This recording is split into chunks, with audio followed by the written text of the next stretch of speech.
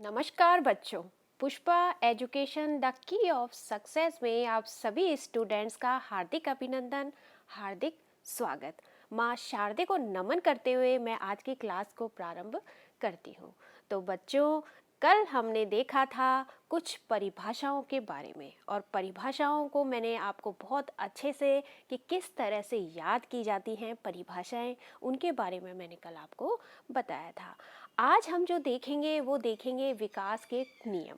विकास के नियम हैं, इसके अंतर्गत बहुत सारे क्वेश्चन पिछले एग्जाम में आ चुके हैं। पिछले जो एग्जामिनेशन जितने भी हुए हैं उनमें बहुत सारे क्वेश्चन यहाँ से उठते हैं। इसलिए आप जो आज ये जो क्लास है बहुत ही इम्पोर्टेंट क्लास है आप लोगों के लिए। तो जो विकास के नियम हैं, 15-16 नियम हैं। इन नियमों को हम अच्छे से याद करने की कोशिश करेंगे और अच्छे से समझने का प्रयास भी करेंगे। और मेरी भी ये पूरी कोशिश रहेगी कि मैं इन नियमों को आपको अच्छे से समझा पाऊँ। तो हम देखते हैं कि विकास के नियम क्या हैं। बच्चों, विकास के जो नियम हैं उन विकास के नियमों में सबसे पहला विकास का नियम है जो हम देखते हैं कि क्या है। तो सबसे पहला नियम है हमारा समान प्रतिमान का नियम। समान प्रतिमान का जो नियम है वो ये बताता है कि एक जो बालक है वो पैदा होता है, चाहे वो बालक झोपड़ी में पैदा हुआ हो, चाहे वो बालक झोपड़ी में पैदा हुआ हो या फिर वो बालक आलीशान महल में पैदा हुआ हो, वो बालक आलीशान महल में पैदा हुआ हो, उसके विकास में किसी भी तरह का कोई भी अंतर नहीं होता है। यानी जो झोपड़ी में पैदा हुआ है बालक और आलीशान महल में पैदा हुआ बालक, दोनों के विकास में किसी भी तरह के विकास में कोई भी परिवर्तन नहीं होता है। जो एक बच्चा भारत में पैदा होता है और एक बच्चा अमेरिका में पैदा होता है, दोनों का विकास एक समान होता है, इसलिए समान प्रतिमान का नियम है। नेक्स्ट हम बताएंगे कि नेक्स्ट है हमारा क्रमबद्धता का नियम। क्रमबद्धता के नियम को हम निश्चित श्रृंखला का नियम भी कह सकते हैं।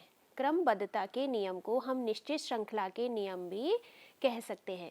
अब देखिए, निश्चित श्रृंखला का नियम क्या है। निश्चित श्रृंखला का नियम ये है कि जब एक बालक पैदा होता है तो वो कुछ ही सप्ताह के बाद कुछ ध्वनियों को निकालने लगता है। कुछ ध्वनियों को निकालने लगता है, जैसे कि पा, मा, ना, और इस तरह से वो करके कभी बोलता है पापा, कभी कहता है मामा। तो ये क्या होता है, निश्चित श्रृंखला, यानी कि वो कुछ निश्चित शब्दों को बोलना स्टार्ट करता है और बोलते बोलते वो अपने भाषा को सीख जाता है। तो सबसे पहले जो बालक है वो व्यंजन ध्वनियों को निकालता है, उसके बाद में वो एक धीरे धीरे एक अपनी भाषा को आगे बढ़ाता हुआ चलता है। नेक्स्ट देखेंगे हम कि सतत विकास का नियम, और इस सतत विकास के नियम को हम निरंतरता का नियम भी कहते हैं। तो सतत विकास का नियम ये कहता है कि जो विकास है वो निरंतर चलता रहता है, विकास कभी भी रुकता नहीं है। जैसे कि अभिवृद्धि एक निश्चित समय के लिए आकर के रुक जाती है, लेकिन जो विकास है वो हम जब तक मरते नहीं हैं तब तक हमारा विकास होता रहता है। तो निरंतरता का नियम है, निरंतर जारी रहता है विकास। अब नेक्स्ट देखेंगे हम परस्पर संबंध का नियम। मैंने कल भी आपको एक बताया था कि परस्पर संबंध का नियम क्या कहता है। परस्पर संबंध का जो नियम है वो नियम ये बताता है कि शारीरिक पक्ष, मानसिक पक्ष, सामाजिक पक्ष और संज्ञानात्मक पक्ष ये आपस में एक दूसरे से जुड़े हुए होते हैं और इनका आपस में संबंधित होते हैं, इसलिए ये परस्पर संबंधित होते हैं, इसलिए इनका विकास होता है। और यदि प्रश्न ये आता है कि आपस में कौन से जो पक्ष हैं वो आपस में जुड़े हुए थे हैं या घनिष्ठ संबंध होता है, ये प्रश्न आ चुका है। इसलिए मैंने इसको बताया है आपको कि परस्पर कौन से पक्ष हैं जो आपस में घनिष्ठ संबंध रखते हैं। तो वो घनिष्ठ संबंध जो रखते हैं वो शारीरिक और मानसिक पक्ष रखते हैं। इस परस्पर संबंध के नियम में ये क्वेश्चन आ सकता है कि आपस में कौन सा पक्ष घनिष्ठ संबंध रखता है, तो वो शारीरिक और वह मानसिक संबंध पक्ष संबंधी रखता है। क्यों रखता है कि कभी आपने किसी लकवाग्रस्त व्यक्ति को अगर देखा हुआ हो, तो यदि उस व्यक्ति के बाएं तरफ अगर लकवा मारता है, तो जो उसका मानसिक जो सर होता है, जो सर के अंदर है, वो उसका जो दायां पक्ष है सर का, हमारे सर का, वो एक बंद हो जाता है, काम करना उसका वो बंद कर देता है। और यदि दाएं हाथ तरफ होता है, तो बाएं जो सर की तरफ होता है वो हिस्सा काम करना मस्तिष्क का बंद कर देता है। इसलिए ये परस्पर आपस में संबंधित होते हैं। नेक्स्ट देखेंगे हम सामान्य से विशिष्ट क्रियाओं का नियम। ये क्या कहता है कि जब बच्चा जो होता है पहले सामान्य क्रियाएं करता है, उसके बाद में विशिष्ट क्रियाएं करता है। यानी एक बच्चे को अगर हम एक छोटा बच्चा है, शेषवावस्था में जो बालक है, उस बालक को यदि हम किसी खिलौनों को दिखा रहे हैं, तो वो बच्चा पूरे शरीर को हिलाएगा, पूरे शरीर को हिलाने का प्रयास करता है, क्योंकि वो नहीं समझ पा रहा, नहीं वो अपने शरीर पर इतना नियंत्रण कर पाता है कि वो अपने हाथों से उस खिलौनों को पकड़ ले। लेकिन जब बाद में जब जैसे जैसे वो बालक बड़ा होता है, वैसे वैसे उसका जैसे विकास होता है, तो वो बालक कुछ विशिष्ट क्रियाएं करता है, यानी वो अपने हाथ से उस खिलौने को पकड़ने लग जाता है। तो बालक पहले क्या करता है, सामान्य क्रियाएं करता है, उसके बाद में विशिष्ट क्रियाएं करता है। अब हम देखेंगे निश्चित दिशा का नियम। इस निश्चित दिशा के नियम में हम देखेंगे बच्चों कि इसमें ए पॉइंट और बी पॉइंट में मैंने ये डाला है। तो इसमें निश्चित दिशा के नियम में हम क्या देखेंगे, निकट मस्त का दो मुखी नियम। ये क्या कहता है, सुनिए, मस्त का दो मुखी नियम, इसको ए और इसको आप बी कर सकते हैं। तो ये कहता है कि जो विकास है वो एक निश्चित दिशा में होता है। मस्त का दो मुखी जो नियम है वो ये कहता है कि जो विकास है वो सर से पैर की ओर होता है। पहले आपने कभी किसी छोटे बच्चे को अगर देखा हो, तो वो बच्चा सबसे पहले अपने सर को उठाता है, उसके बाद अपनी धड़ की क्रियाएं करता है, यानी धड़ को उठाता है, फिर वो अपने हाथ को उठाता है और पैर को भी, फिर बाद में लास्ट में वो जाकर के अपने पैर को उठाना सीख जाता है। तो ये निश्चित जो मस्तका दो मुखी के नियम क्या कहता है, ये कहता है कि सर से पैर की ओर विकास होना। इसको अच्छे से आप समझ लीजिएगा, इसमें से काफ़ी क्वेश्चन पूछे जाते हैं। और नेक्स्ट है हमारा निकट से दूर का नियम। निकट से दूर का नियम ये कहता है कि जो हमारा विकास है, जो एक बालक का विकास होता है, वो रीढ़ की हड्डी से होता है, यानी हमारे केंद्र से बाहर की तरफ होता है। जो हमारे केंद्र से बाहर की तरफ हमारा विकास होता है, पहले रीढ़ की हड्डी का विकास होगा, उसके बाद में अन्य पार्ट यानी अन्य जो हमारे बॉडी पार्ट्स हैं उनका विकास होगा। तो ये अच्छे से आप समझ लिया। बाकी मैं बताती हूँ आपको कि व्यक्तिगत विभिन्नता का नियम। नेक्स्ट जो आएगा वो आएगा व्यक्तिगत विभिन्नता का नियम। आप जैसे कि सभी स्टूडेंट्स जानते हैं कि व्यक्तिगत विभिन्नता का नियम देने वाले कौन थे, गाल्टन थे। व्यक्तिगत विभिन्नता का नियम देने वाले जो मनोवैज्ञानिक थे वो कौन थे, गाल्टन थे। इसको आप ध्यान याद कर लीजिएगा, जिसको याद नहीं, याद वैसे तो आप सभी बच्चों को याद होगा क्योंकि आप सब ने पहले रीट का एग्ज़ाम दिया है और रीट के एग्ज़ाम में ये चीज़ें हमने पढ़ी है कि व्यक्तिगत विभिन्नता। और व्यक्तिगत विभिन्नता देने वाले जो थे वो गाल्टन थे। इन्होंने व्यक्तिगत विभिन्नता का नियम ये बताता है कि जो बालक होता है, कुछ बालक जो होते हैं वो अपने अनुसार ही विकास करते हैं। यानी व्यक्तिगत विभिन्नता, प्रत्येक व्यक्ति की अपनी अपनी व्यक्तिगत विभिन्नताएं होती हैं। हर एक व्यक्ति एक दूसरे से अलग होता है। यानी सामान्य जो बुद्धि का जो बालक होगा वो सामान्य क्रियाएं करेगा, और जो प्रतिभाशाली बालक होगा वो प्रतिभाशाली बालक की तरह ही विकास होगा। मंद बुद्धि बालक का मंद बुद्धि के अनुसार ही विकास होगा। तो व्यक्तिगत विभिन्नताओं के अंतर्गत आता है कि सामान्य बालक का औसत बालक का जो विकास औसत की तरह होगा, मंद बुद्धि का विकास थोड़ा धीरे होगा, और प्रतिभाशाली जो बालक है उसका विकास कुछ तीव्र गति से होगा। नेक्स्ट देखते हैं हम, विकास की गति में भिन्नता होती है। जैसे मैंने आपको ऊपर बताया कि प्रतिभाशाली बालक और जो मंदबुद्धि बालक और सामान्य औसत बालक, ये आपस में इनकी गति में भी भिन्नता होती है। ही प्रतिभाशाली जो बालक होता है वो जल्दी सीखता है, प्रतिभाशाली बालक जल्दी सीखता है बच्चों, और जो मंदबुद्धि बालक है वो उसका जो विकास होता है वो धीमे धीमे गति से होता है। इसलिए इस विकास में की गति में भी भिन्नता पाई जाती है। आगे देखते हैं हम लोग, विकास की गति में भिन्नता हमने ये देख लिया है। अंतःक्रिया का नियम, अंतःक्रिया का नियम देखिए कि अंतःक्रिया का जो नियम है वो ये बताता है कि ये अनुकरण के द्वारा बालक किस तरह से सीखता है। यानी कि कभी आपने किसी बच्चे को देखा है, यानी एक घर में आपने एक बच्चे को देखा हो, तो जो पहला बालक होता है, पहला बालक जो होता है वो धीमी गति से सीखता है। पहला बालक धीमी गति से सीखता है, और जो दूसरा जो बालक होता है वो तीव्र गति से सीखता है। क्यों, ऐसा क्यों? क्योंकि जो दूसरा बालक होता है वो पहले बालक को देख करके सीखता है, पहले बालक को देख करके सीखता है।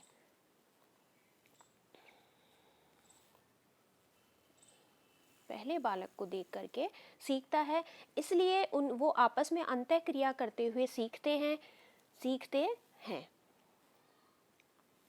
अंतःक्रिया करते हुए सीखते हैं। तो जो पहला बालक है वो किसी को देख नहीं पा रहा है, क्योंकि उसके घर में कोई बालक नहीं है, तब बालक नहीं है तो वो धीरे में गति से सीखता है। लेकिन जो दूसरा बालक जब पैदा होता है, दूसरा बालक अपने बड़े भाई अपनी बड़ी बहन को देख करके उसको सीख रहा है, उसका अनुकरण कर रहा है, तो ये क्या हुआ, अंतःक्रिया का नियम हुआ। अब वर्तालुकार का नियम, वर्तालुकार जो विकास होता है वो रेखीय नहीं होता है, वो वर्तालुकार होता है। यानी कैसे होता है वर्तालुकार, इस तरह से होता है। वर्तालुकार इस तरह से आपस में होता है। आपने कभी स्पाइरल कॉपियाँ आप लेके आए हो, तो इस तरह से विकास में परिवर्तन का नियम होता है। ये कहता है वर्तालुकार का नियम। विकास क्या है, एक वर्तालुकार नियम है। आपस में जो सारे पक्ष होते हैं वो आपस में जुड़े हुए होते हैं, इसलिए विकास वर्तालुकार का नियम है। अब विकास में परिवर्तन का नियम, तो विकास में अब आपको बता ही क्या रही हूँ कि विकास में परिवर्तन होता है, परिवर्तन होता रहता है। अपने हर एक जो को अवस्था होती है उसमें परिवर्तन होता रहता है। तो विकास में परिवर्तन का नियम, विकास में परिवर्तन होता रहता है। नेक्स्ट देखेंगे हम, पूर्वानुमान, पूर्व कथन, भविष्यवाणी का नियम। जो विकास है बच्चों, इसमें पूर्वानुमान, पहले से हम अनुमान लगा लेते हैं, पहले से कुछ कथन कर देते हैं और भविष्यवाणी कर देते हैं। कैसे? ऐसे कर देते हैं कि एक बालक को देख करके वो बालक क्या कार्य कर रहा है। यानी कुछ बच्चे जो होते हैं वो अपने नोटबुक के अंतर्गत पेंटिंग्स वगैरह बनाते हैं, अच्छी अच्छी ड्राइंग करते हैं, और उस बच्चे को देख करके हम ये कह सकते हैं कि ये भविष्य में आने वाला ये बालक जो है ये पेंटर बन सकता है। कुछ जो बालक होते हैं वो अपने जो उनके पास जो टॉयज़ होते हैं, खिलौने होते हैं, उन खिलौनों को वो पूरे उनमें चीर फाड़ कर देते हैं। तो हम ये भी कह सकते हैं कि छोटे बच्चों की आदत होती है, लेकिन कुछ बच्चे विशेष तौर पे उस खिलौने को चीड़ फाड़ करके वापस जोड़ भी देते हैं। तो हम कहते हैं ये हमारा जो बालक है वो एक इंजीनियर बनेगा। और कुछ बच्चे होते हैं जो छोटी छोटी बच्चियां होती हैं, बच्चे होते हैं, वो क्या करते हैं, साड़ी पहनते हैं, अपने जब स्कूल विद्यालय में जाते हैं, विद्यालय में वो अपने टीचर्स को देखते हैं और घर आकर के उनका अनुकरण करते हैं। यानी उनको देख करके कुछ गतिविधियां करते हैं और वो घर आकर के पढ़ाते हैं। तो ये कह देते हैं कि ये बच्चा क्या बनेगा, शिक्षक बनेगा। तो कुछ बच्चों को देख कर के हम पेंटर, इंजीनियर, शिक्षक और डॉक्टर होते हैं, वो हमारा अपने अपने पेरेंट्स को उनका इलाज करते हैं, छोटी छोटी गोलियां दे देते हैं। तो उनको देख कर के हम ये कह सकते हैं कि हमारा बालक डॉक्टर बनने की रखता है। तो इसमें क्या होता है कि हम पहले से पूर्वानुमान लगा लेते हैं, पूर्व कथन कर देते हैं और भविष्यवाणी कर देते हैं। यानी जब विकास है उसमें पूर्वानुमान, पूर्व कथन और भविष्यवाणी की जा सकती है। अब देखिए आगे कि विकास की प्रत्येक अवस्था के अपने अपने खतरे होते हैं। देखिए बच्चों, विकास में जो है गर्भ अवस्था के अपने खतरे होते हैं, शेषवावस्था के अपने खतरे होते हैं, बाल्यकाल के अपने खतरे होते हैं और किशोर अवस्था के अपने अपने खतरे होते हैं। क्योंकि गर्भ अवस्था को में जो एक माँ है, उस माँ को अपना बहुत ज़्यादा ख्याल रखना होता है और उस माँ का सभी जो घर के जो सदस्य होते हैं वो सब लोग उसका बहुत ध्यान रखते हैं। क्योंकि बच्चे को किसी भी तरह का अगर उसको उस पर प्रेशराइज होता है तो वो उसको नुकसान पहुँचा सकता है। इसी तरह जब बच्चा शेषवावस्था में होता है तो एक छोटा बालक होता है, उस बालक की हमें बहुत देख रेख करनी होती है क्योंकि वो अपने आप से कोई भी कार्य नहीं कर सकता, बहुत नाजुक होता है। तो इसलिए हमें उसका पालन पोषण में बहुत अच्छे से ध्यान रखना होता है। अगर हम थोड़ी सी भी लापरवाही करते हैं तो उस बच्चे को खतरा उत्पन्न हो सकता है। बाल्यकाल के अपने खतरे हैं और किशोर अवस्था के अपने खतरे हैं। तो ये किशोर अवस्था को तो तूफान और संघर्ष का काल बताया ही है, तो किशोरावस्था के अपने अपने खतरे होते हैं। इसी तरह विकास की प्रत्येक अवस्था में सुख शांति एक समान नहीं रहती। तो देखिए बच्चों, विकास जो है इसकी जो अवस्थाएं हैं, उस अवस्थाओं में प्रत्येक अवस्थाएं जो हैं उन अवस्थाओं में अपने अपने खतरे होते हैं, अपने अपने सुख शांति नहीं होती, अलग अलग अवस्थाएं होती हैं। आगे हम देखेंगे कि प्रारंभिक विकास परवर्ती विकास की अपेक्षा अधिक महत्वपूर्ण होता है। तो जो प्रारंभिक विकास है वो परवर्ती विकास की अपेक्षा अधिक महत्वपूर्ण होता है। देखिए, आपने कभी अपना मकान देखा है? वो मकान किस पर टिका हुआ है? तो वो मकान जो टिका हुआ है वो अपनी नींव पर टिका हुआ है। वो मकान किस पर टिका हुआ है? वो नींव पर टिका हुआ है। तो अगर नींव हमारी मजबूत नहीं होगी, ये जो नींव है ये हमारी मजबूत नहीं होगी, तो हमारा मकान जो है वो एक ना एक दिन गिर जाएगा। तो हमारा जो प्रारंभिक विकास है, यानी जो बच्चे की शेषवावस्था है, उस अवस्था में हमें उस बच्चे को बहुत सारे संस्कार देने होते हैं, बहुत सारे ज्ञान देने पड़ते हैं, बहुत सारे उस बच्चे का पालन पोषण में ध्यान रखना होता है। तो प्रारंभिक जो विकास होता है वो बालक का बहुत महत्वपूर्ण होता है। यानी बच्चे को अगर आपने प्रारंभ में ही सब चीज़ें अच्छे से सिखा दी, क्योंकि जो बच्चा होता है वो उसका जो दिमाग होता है वो बिल्कुल खाली होता है, यानी टैबुला रासा होता है। तो उस बच्चे को जो हमने सिखाया है वो उसके एकदम फिक्स हो जाता है दिमाग के अंतर्गत। तो जब दिमाग में फिक्स हो जाता है तो जब बच्चा आगे बढ़ता है, यानी अपनी बाल्यकाल की अवस्था की तरफ बढ़ता है और फिर किशोर अवस्था की तरफ बढ़ता है, तो उसकी जो हमने नींव को मजबूत की थी, वो नींव है वो उस बच्चे की किशोर अवस्था बाल्य अवस्था के अंतर्गत मजबूताई पैदा करता है। यानी वो सब कुछ ऑलरेडी पहले से सीखा हुआ है। तो जो हमारी जब मकान की नींव होती है, वो मकान की नींव ही हमें मजबूत रखनी होती है, तभी हमारी जो हम ऊपर तक जो मंजिलें तैयार करते हैं वो मंजिलें तैयार हो जाती हैं। आगे हम नेक्स्ट देखेंगे वंशानुक्रम व वातावरण के गुणनफल का नियम। वंशानुक्रम व वातावरण के नियम, गुणनफल का नियम। इसमें हम देखते हैं बच्चों वंशानुक्रम व वातावरण के गुणनफल का नियम। इसमें हम देखेंगे कि व्यक्ति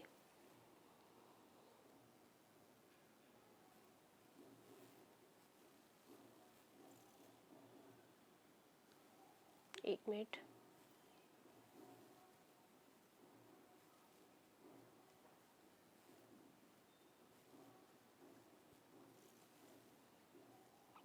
व्यक्ति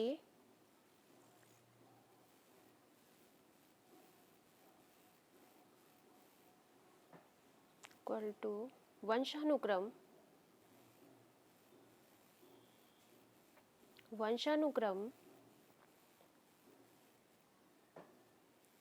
इक्वल टू वातावरण।